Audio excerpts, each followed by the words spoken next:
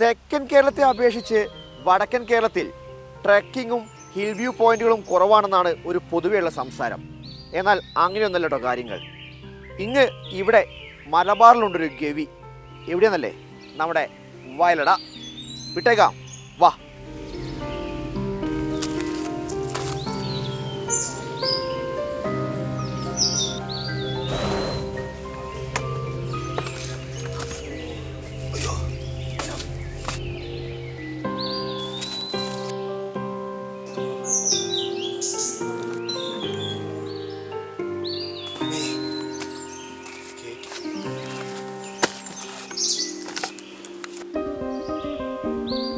ഏകദേശം എത്തി എന്നാണ് കണക്ക് കൂട്ടല്.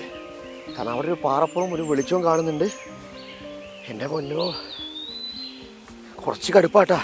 പൊതുവേ മൺസൂൺ കാലത്താണ് വയലട കാണാൻ ഏറ്റവും ഭംഗി എന്നാണ് നാട്ടുകാർ പറയുന്നത്. പക്ഷേ ഈ മൺസൂൺ കാലത്ത് അത്ര ഭംഗിയുണ്ടെങ്കിൽ മഞ്ഞുകാലത്ത് അത്ര ഭംഗിയുണ്ടാവും.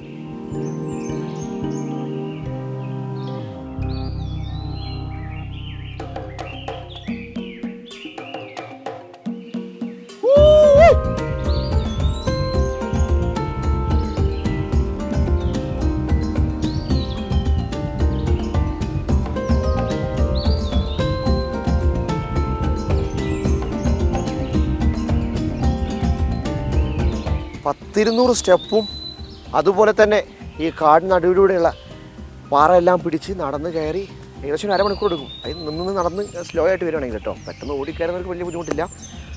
അങ്ങനെ നടന്ന് മുകളിലെത്തി കഴിയുമ്പോൾ ചെറിയ കിതപ്പും കാര്യങ്ങളൊക്കെ ഉണ്ടാവും. പക്ഷേ ആ കിതപ്പിനൊന്നും ഇവിടെ ഒരു വിലയില്ല. ഈ കാണുന്ന ഒരു ഭംഗി.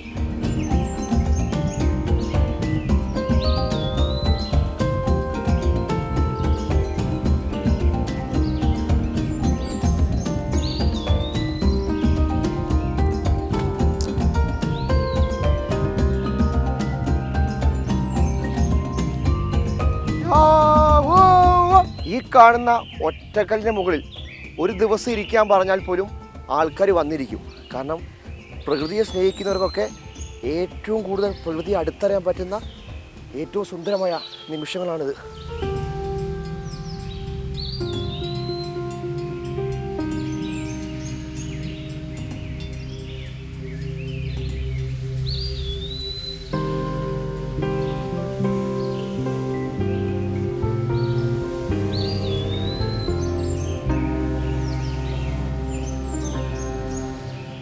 ഈ ഒറ്റക്കല്ലത്ത് നിൽക്കുമ്പോൾ പെരുവണ്ണാമുഴി ഡാമും കക്കയം ഡാമും അതുപോലെ തന്നെ ഈ ചെറു പട്ടണങ്ങൾ കൂരാച്ചുണ്ടും ബാലുശ്ശേരി എല്ലാം നമ്മുടെ കൈക്ക് താഴെ ഇതാ ഇങ്ങനെ.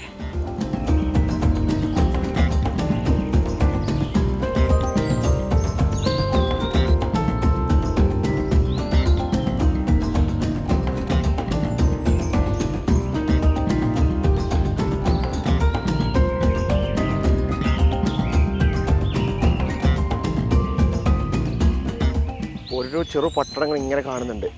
കാരണം അവിടെ കണ്ടൊരു പള്ളി കാണാൻ പറ്റുന്നു. പിന്നെ അങ്ങ് കണ്ട പെരുവണ്ണാമുഴി ഡാമിൻ്റെ ഭാഗം, കക്കയം ഡാമിൻ്റെ ഭാഗം. ഇത് സമുദ്രനിരപ്പിൽ നിന്ന് 2000 അടി ഉയർത്തി നമ്മൾ നിൽക്കുന്നത്. സമയം രാവിലെ 10 മണിയോട് അടുക്കാറായി. ഈ പ്രദേശത്ത് കണ്ടോ, ഒരു തരത്തിലുമുള്ള ചൂടോ വെയിലോ ഒന്നുമില്ല. ഇത് എപ്പോഴും ഒരു തണുപ്പ് നിറഞ്ഞ അന്തരീക്ഷം.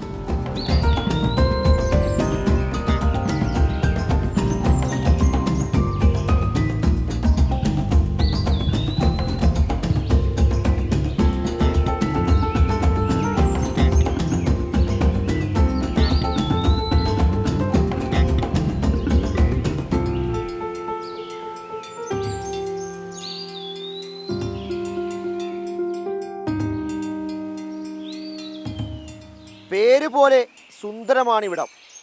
മഞ്ഞു പെയ്യുന്ന പ്രഭാതങ്ങളും സൂര്യൻ പടിഞ്ഞാറേ ചക്രവാളത്തിൽ മറയുന്ന സായന്തനങ്ങളും ഒരുപോലെ അനുഭവിക്കാൻ പറ്റുന്ന സുന്ദരമായ ഭൂമി.